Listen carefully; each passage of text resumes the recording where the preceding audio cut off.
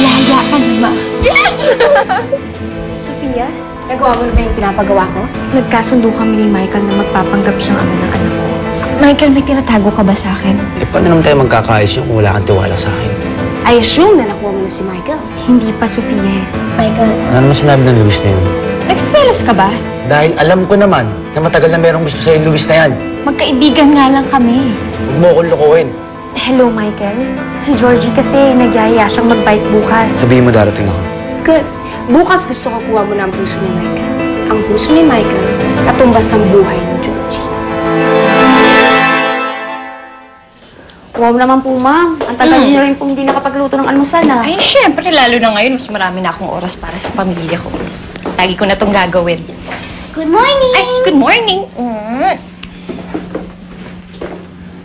Kain na kayo. Puna. Hindi na ako kakain dito eh. Nagmamadali ako. Bakit? Mag-workout ako tapos imimit ko yung mga kliyente sa site. Sige, nagmamadali talaga ako eh.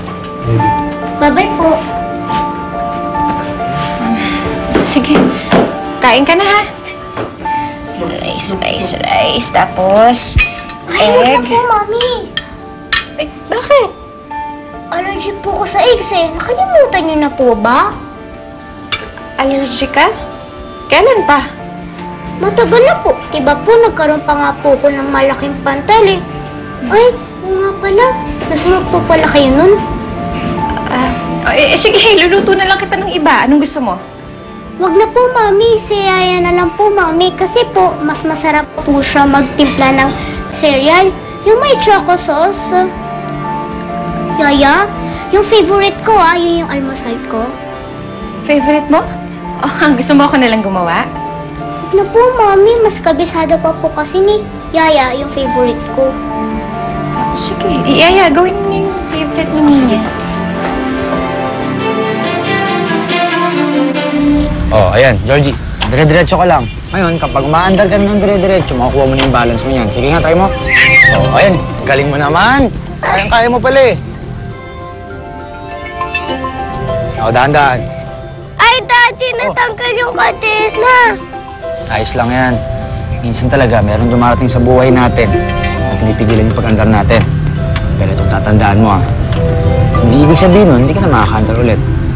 Lahat ng problema pwedeng maayos. O yan, ayos na. Pwede ka na ulit mag-bike. O sige na, tama na muna yan. Halika na, kain na muna tayo. Teka lang, maghuhugas muna ako ng kamay. Puro graso. Naku, wag na, malayo pa yung paghuhugasan mo. Eh, paano ako kakain? Eh, di ba sabi mo nga lahat ng problema may solusyon? Eh, di susubuan na lang kita. Halika na. O anak, ito favorite mo na, di ba? Kan? Si Daddy, parang baby, sinusubukan pa. Good ka na, ma. Kumain ka na. Mukhang nakatulala ka na naman, Eliza. Wala ito. May iniisip lang ako. Okay. So anyway, may idea na ako kung ano yung mga options mo to regain your position and counter the scandal na pinagsimulan ng lahat ng ito. What they did to you was unfair, Eliza. And you were victimized. At may idea na ako kung paano natin lalabanan ito. Hindi na. Hindi na ako lalaban. What? You're just gonna let them get away for what they did to you? At anong kapalit? Pamilya ko. Alam mo, Luis, tama si Michael eh. Simula nung tinanggap ko yung posisyon sa kumpanya, nasira ang relasyon ko sa pamilya ko. Kaninang umaga, tulala ako.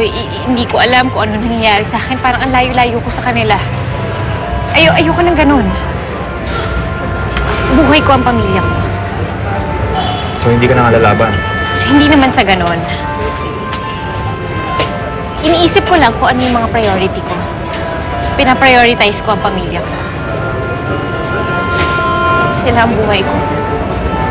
At lahat gagawin ko para maibalik sila. Kung yan ang gusto mo, ano magagawa ko?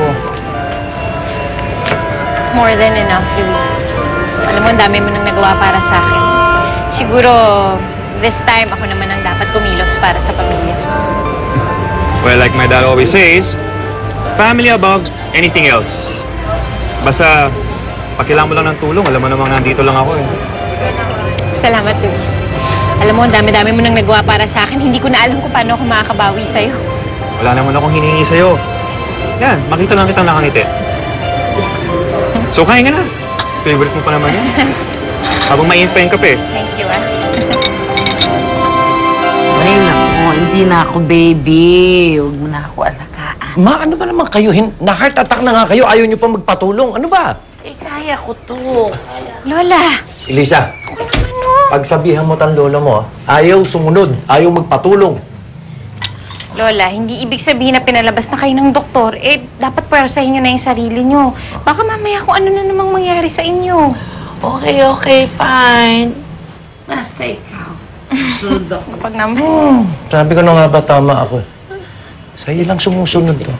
Alam mo ba, lahat ng mga esping kinuha natin, sumuko. Umayaw ng lahat. Paano lahat tinatarayan ni Mama? Naku naman. Teka, may idea po ako. Bakit hindi doon na lang ako sa inyo tumira muna habang nagpapagaling si Lola? Oh, no, you don't have to do that. Lola, gusto ko po kayong alagaan eh. Nag-bite naman. Alam mo, Lisa, I don't think that's such a good idea. Alam mo namang sa bahay nakatira si Sofia. Ano naman ngayon kung sa bahay ako nakatira dahil? Hindi, wala. Kasi gusto sana ni Elisa siya na muna mag-alaga kay Mama habang nagpapagaling. And she's decided na doon na muna siya titira sa bahay. But kasama, of course, ang family niya. Well, that's good. Dapat naman talaga ikaw mag-alaga kay Lola. Ikaw naman ang may kagagawa ng lahat ng to, di ba, Eliza? Hey! Dad, Tia! Lola, That's enough. come on. Don't get me wrong. Gusto ko magkasama tayong lahat. As a matter of fact, I'm very excited. We're gonna be one big, happy family.